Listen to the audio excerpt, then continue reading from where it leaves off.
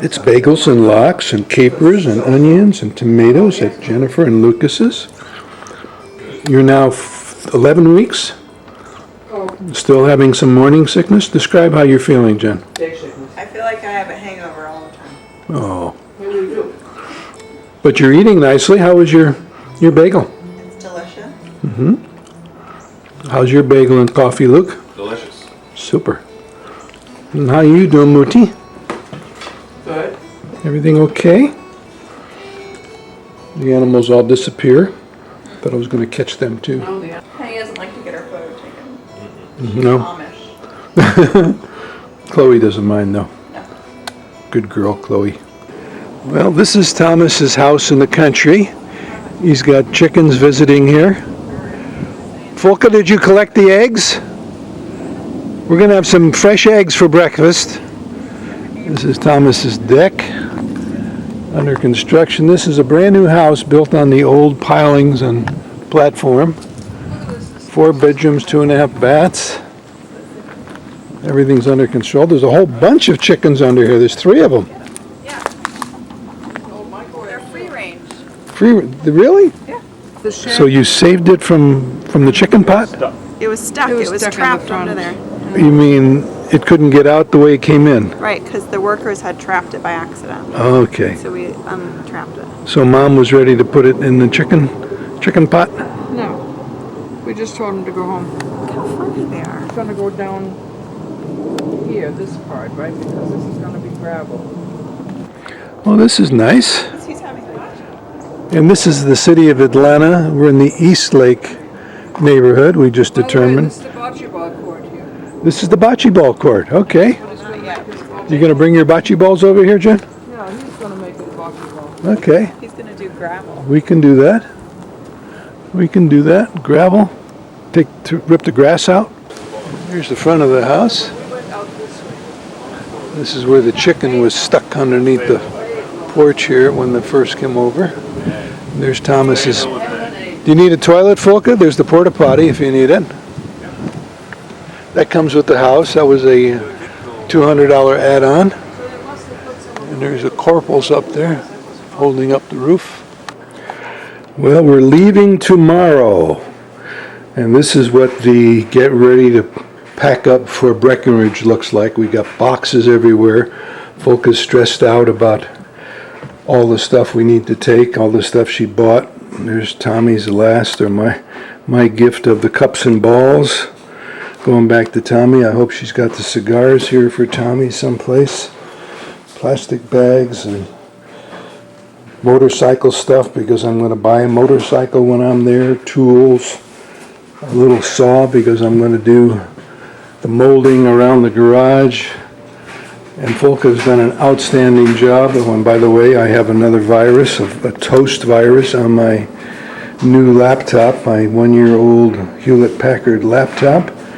And this malware everybody thought might be the solution was not the solution. Okay, Mom, how you doing today? After your heavy-duty packing. I'm doing okay. We're on our way to Florence, Alabama, where we're going to see a Frank Lloyd Wright house. Well, we're at the Frank Lloyd Wright Rosenbaum house, and here is Mrs. Rosenbaum welcoming us to her home. Did you have a nice ride up here to Florence, Alabama? I did. I do? You're marrying me now or what? Okay, let's go look at the house. Cross the street. Cross the street. And we'll take a look at the house. Well, Folka, we're at the Rosenbaum house. Department of Arts and Museums. Hello. Yeah, Are we open for business? I am, but I'm just telling these people when I finish, I was going to try to eat lunch, but We're with you. all right now.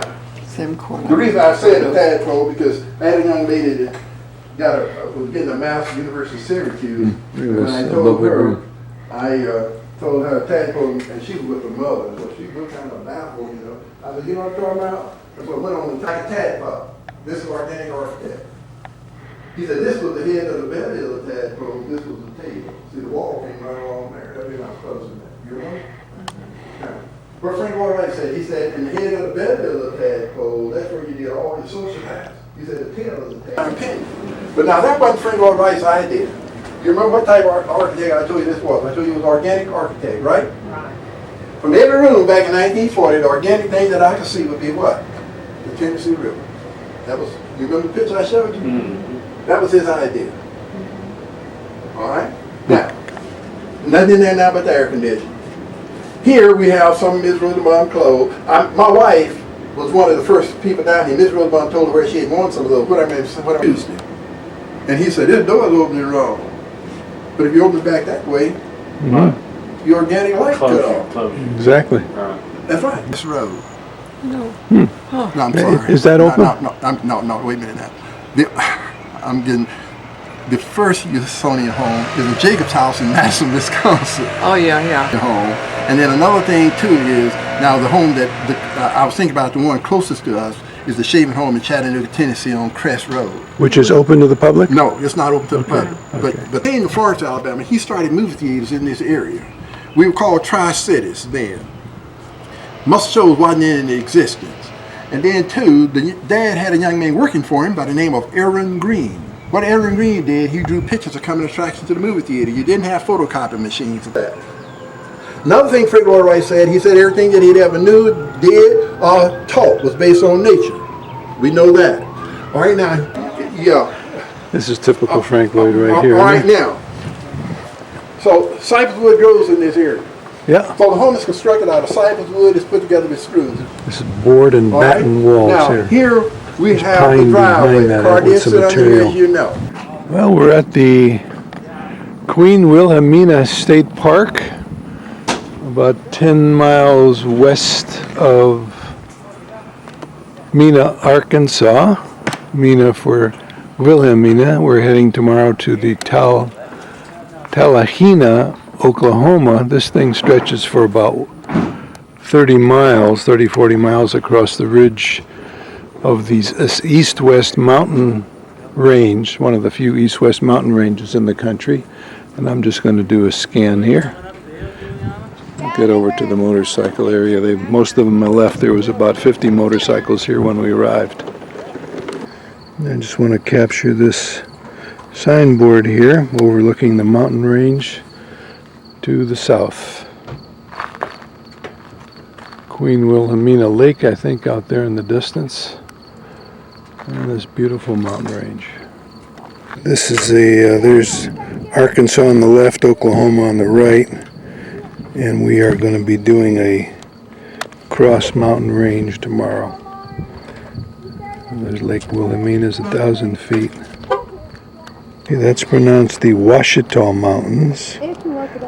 Talking about the east-west mountain range. Continental plate some 300 million years ago. These mountains offer unique ecological environments.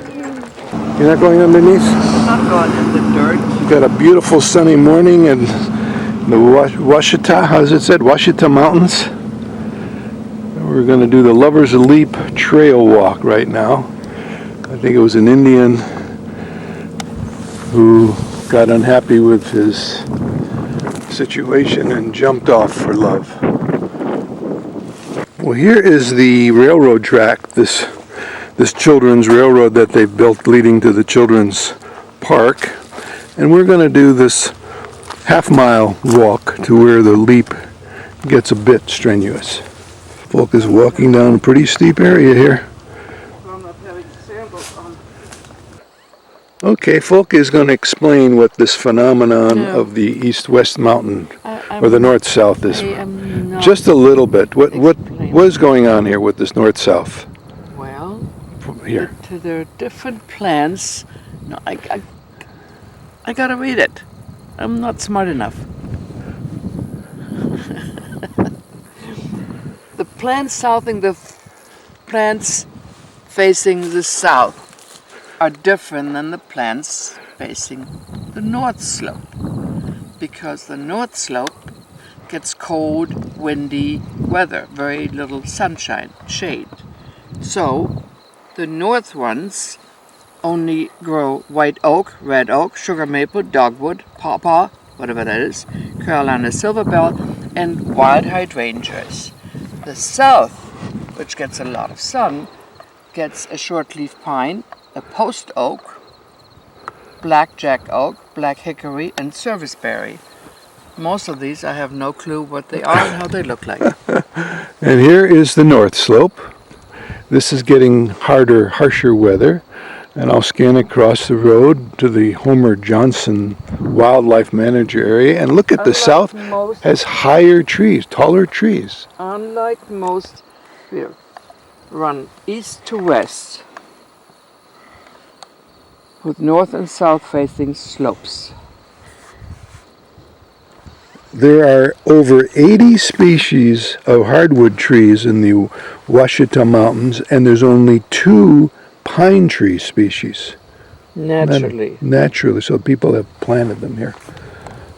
We're just having a marvelous time here with nature, talking about going back to Africa where we have left part of our heart. We're going to go back and visit our heart we left there. Okay, this is the